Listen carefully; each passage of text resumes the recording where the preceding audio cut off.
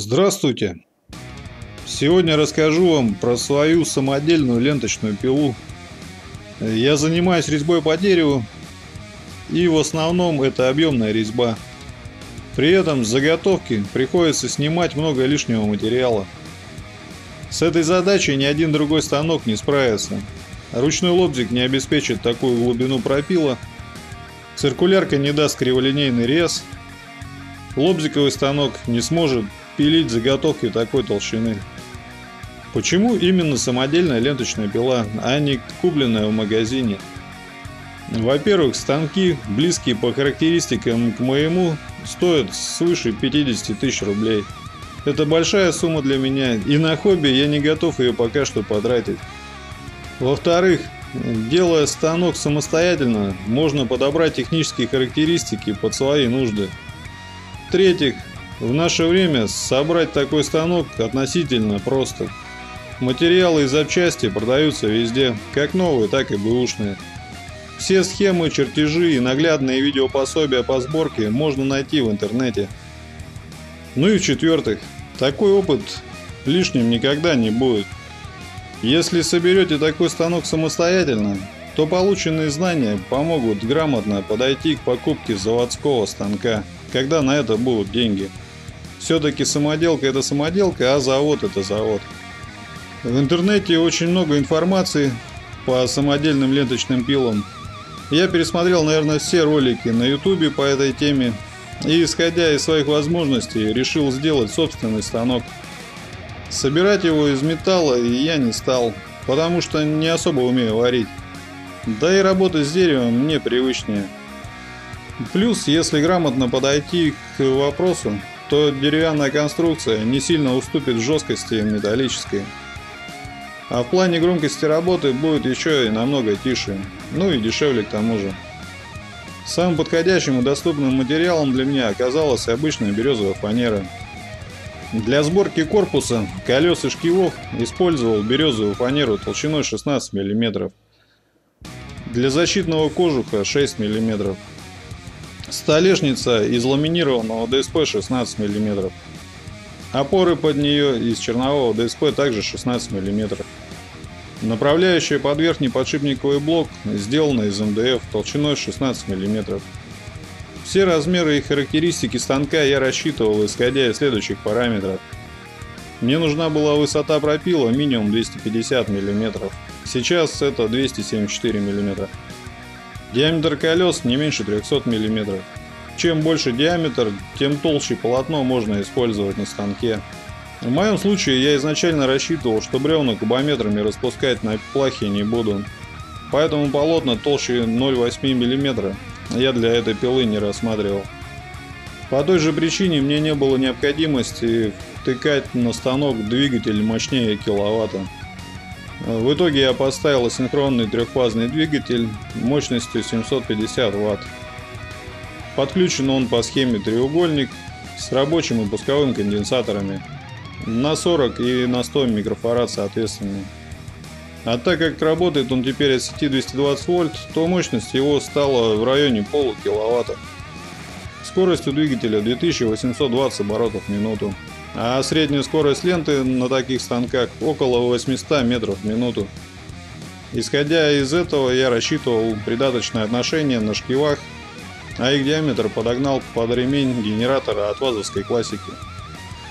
Такой ремень можно найти практически в любом автомагазине. Натяжка ремня осуществляется поворотом двигателя в корпусе пилы. У ленточных полотен имеются определенные стандарты длины. В моем случае подошел стандарт 2240 мм. Под него рассчитывалось расстояние между осями колес. Можно в принципе не придерживаться стандартов и сделать любое расстояние. Есть специалисты, которые сварят вам полотно любой длины и доставят куда вам надо. Но как это обычно бывает, в самый неожиданный момент рвется последнее полотно, а работать надо. Стандартное полотно есть шанс достать в магазинах вашего города, а с уникальным полотном такая история не прокатит, и придется ждать, пока его изготовят и доставят вам. Короче, смотрите сами. Первое полотно я приобрел у себя в городке и по нему доводил станок до ума. Потом заказал пару полотен в интернете. Первым заказным полотном я пользуюсь уже полгода. Второе лежит в запасе.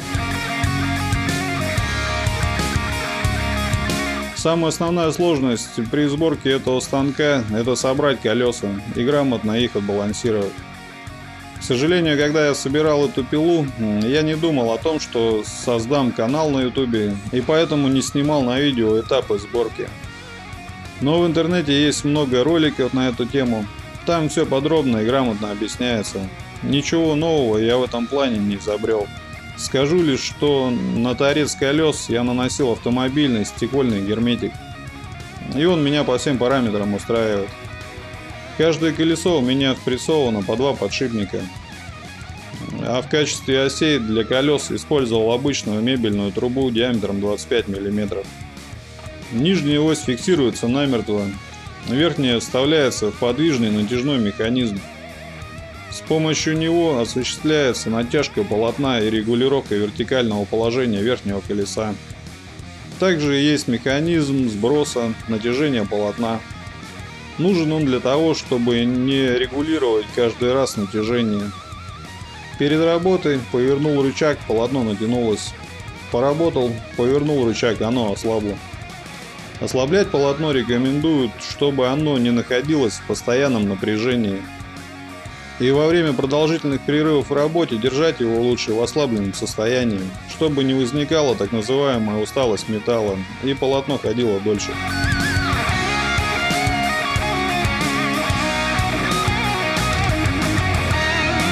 В итоге станок вписался вот в такие габариты. Высота 1000 мм, ширина 780 вместе со столешней, глубина 600 мм. По поводу столешницы, делать поворотный механизм для нее я не стал, потому что это уменьшит высоту пропила и в целом ослабит конструкцию. Сделать этот узел из дерева, чтобы было крепко и надежно, довольно непростая задача. Рекомендую делать эту функцию для ленточной пилы только в том случае, если вы точно знаете, что будете пилить какие-либо детали под угол именно на ней. Потому что рез под угол намного проще и точнее сделать на циркулярной пиле. Я убежден, что многие не пользуются этой функцией на своих ленточных станках, хотя потратили на ее внедрение много усилий. Блоки подшипников выполнены вот таким образом. Основание сделано из березы. Для надежности добавлена металлическая пластина. Ее изготавливал самостоятельно. Высверливал отверстие и дорабатывал напильником. Регулировка осуществляется с помощью ключика на 10. Верхняя направляющая имеет вот такую конструкцию. Ее я сделал из МДФ, потому что он имеет более гладкую поверхность и его не надо калибровать по толщине. Под нижний блок подшипников я поместил часть обычной кисточки. Она препятствует попаданию основной массы опилок в защитный кожух. К ней подвел кусок 50-й канализационной трубы. В него через переходник вставляется шланг от пылесоса. Также приспособил зубную щетку для очистки колеса от опилок. В целом пылеудаление работает достаточно хорошо. Защитный кожух сделал цельным из фанеры шестерки. Все элементы его проклеены. По торцу идет самоклеющийся оконный или дверной уплотнитель. Крепится кожух на рояльной петле. Фиксируется вот на такие замки и прилегает к основанию довольно плотно. При этом за счет уплотнителя нет дребезжания. Замена полотна осуществляется вот таким образом. Сбрасываем натяжение, достаем полотно.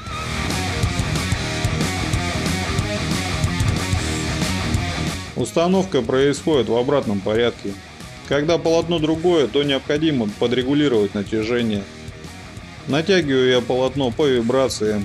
То есть выставляю сначала, лишь бы сильно не болталось, смотрю на вибрацию и потихоньку натягиваю. Когда полотно перестает вибрировать, значит оно натянулось и готово к работе. Подведу итог. В целом получившимся станком я очень доволен. Работает тихо, кедр режет отлично. Полая конструкция с внутренними ребрами из фанеры оказалась довольно жесткой и надежной. По этому станку я сделал подробные чертежи со всеми схемами и размерами. Плюс есть модель в программе SketchUp. Там его можно повертеть, покрутить, рассмотреть со всех сторон, подредактировать, если необходимо. Все вопросы по чертежам пишите вот на эту почту. Ну и в конце небольшой тест-драйв. Это кедровый клееный брус толщиной 240 мм.